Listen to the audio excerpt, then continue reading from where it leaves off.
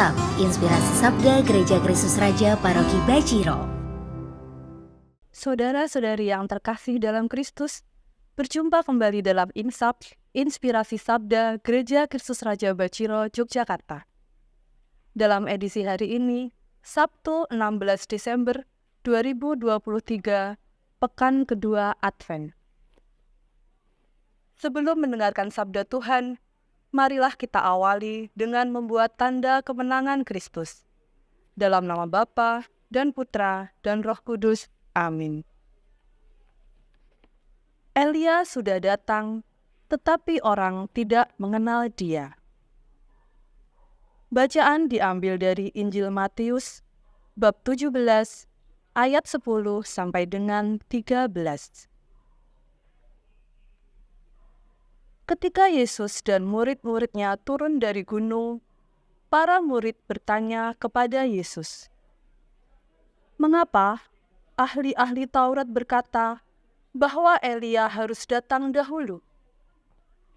Yesus menjawab, "Memang Elia akan datang dan memulihkan segala sesuatu. Dan aku berkata kepadamu, Elia sudah datang, tetapi orang tidak mengenal dia. Mereka memperlakukannya menurut kehendak mereka. Demikian pula, Anak Manusia akan menderita seperti mereka."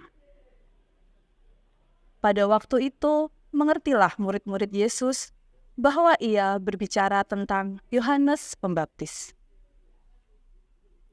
Demikianlah Injil Tuhan, terpujilah Kristus.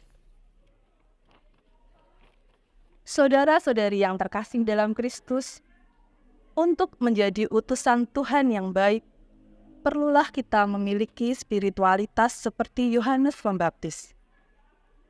Yohanes Pembaptis menjadi tokoh yang sering disebut dalam masa Advent ini, karena tugasnya adalah merintis jalan Tuhan, mempersiapkan kedatangannya, dan menjalani semua itu dengan kerelaan bermati raga. Pada Injil hari ini, Yesus memperkenalkan siapa Yohanes Pembaptis itu.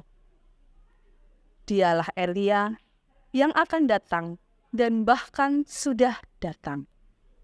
Hanya saja, orang tidak mengenal dia dan memperlakukannya sekehendak hati mereka. Yohanes Pembaptis amat sadar diri bahwa dia bukanlah orang terpenting. Dia hanya hadir dan tampil sebagai orang yang mempersiapkan jalan Tuhan dan memberi kesaksian siapakah yang harus dinantikan itu. Itulah dia, Sang Mesias, Tuhan Yesus Kristus sendiri.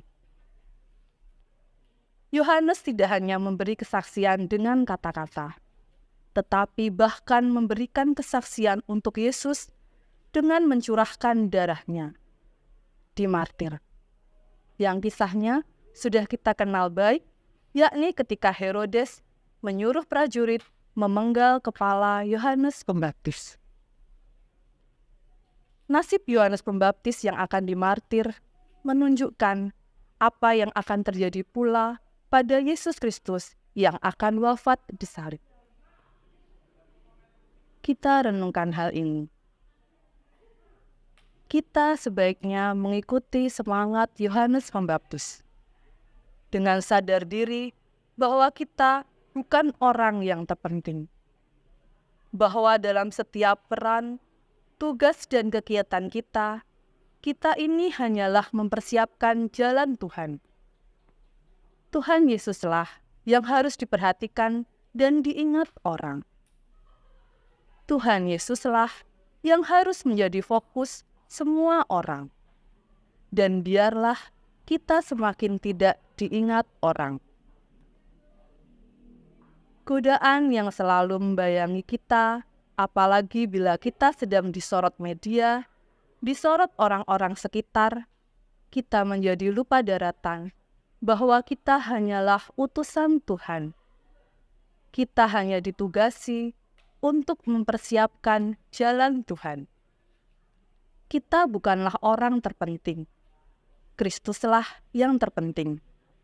Dan kita pun bersedia untuk dilupakan orang. Masa Advent ini menjadi kesempatan berharga bagi kita untuk mengasah hati dan batin kita agar lebih peduli dan terbuka bagi rahmat kasih Allah yang ditawarkan kepada kita dalam berbagai macam cara.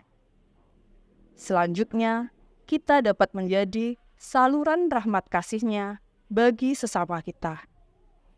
Dengan demikian, kita ikut aktif dalam melapangkan jalan bagi kedatangan Tuhan yang menyelamatkan dunia. Amin. Kemuliaan kepada Bapa dan Putra dan Roh Kudus, seperti pada permulaan, sekarang, selalu, dan sepanjang segala abad. Selamat beraktivitas, sampai berjumpa lagi. Tuhan memberkati.